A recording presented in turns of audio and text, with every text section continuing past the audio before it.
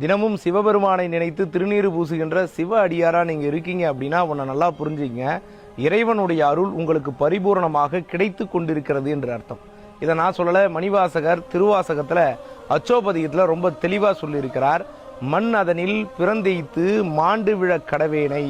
இந்த மண் உலகத்தில் நான் பிறந்து பயனில்லாமல் அழிய போகிறேன், ஆனால் எண்ணமிலா அன்பருளி என்னை ஆண்டிட்டு என் எண்ணத்தில் கூட நினைத்து பார்க்க முடியாத அளவிற்கு இறைவன் எனக்கு அருளை செய்து என்னையும், நல்லா புரிஞ்சுங்க, என்னையும்னு சொல்றார். என்னை ஒரு ஆளா நினைச்சு என்னையும் தன் சுண்ண வெந்நீர் அணிவித்து தூய் நெறியே சேரும் வண்ணம் அண்ணல் என கருளியவாறு யார் பெறுவார் அச்சோவே. என்னை ஒரு ஆளாக நினைத்து அவனுடைய திருநீரை பூச வைத்து இதுதான் பக்தி நெறி என்று எனக்கு அறிவித்து அவன் திருவடிகளை சேரும் பாக்கியத்தை கொடுத்தார் எம்பெருமான் சிவபெருமான் என்பதை மணிவாசகர் அழகா சொல்லியிருக்கிறார். அதனால் ரொம்ப மகிழ்ச்சியாக திருநீரை பூசிக்கொண்டே இருங்கள். திருநீறு பூசினால் இறைவனுடைய அருள் உங்களுக்கு இருக்கிறது என்பதை மணிவாசகரே சொல்லியிருக்கிறார். திருநீறு பூசுவோம், மகிழ்ச்சியான சிவபெருமானோடு வாழ்கின்ற அற்புத வாழ்வை வாழ்வோம். நன்றி, வணக்கம்.